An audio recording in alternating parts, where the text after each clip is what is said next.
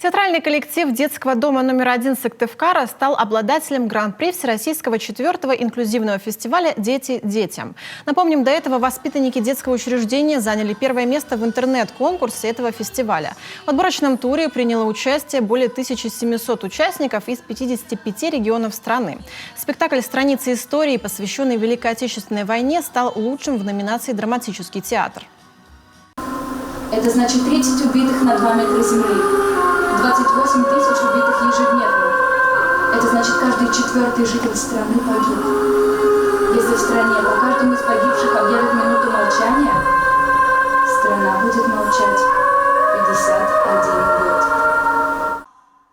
Эту же постановку высоко оценили члены жюри уже на очном финале конкурса, который прошел 9-10 апреля в Подольске. После выступления ребят из Коми эксперты подошли к ним пообщаться и высказать слова восхищения.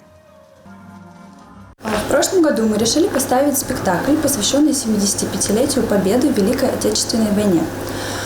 Дети и педагоги долго готовились, вложили в этот спектакль много сил, но, к сожалению, из-за пандемии показать нам его не удалось, и мы решили отправить его на Всероссийский инклюзивный открытый конкурс «Дети детям». Это конкурс талантов для детей с особенностями развития, для детей-сирот и детей, оставшихся без попечения родителей. Программа самого фестиваля была насыщенной. Различные мастер-классы, мюзикл, самделишные приключения, дискотека, пионерский костер, посещение Национального музея города Подольска.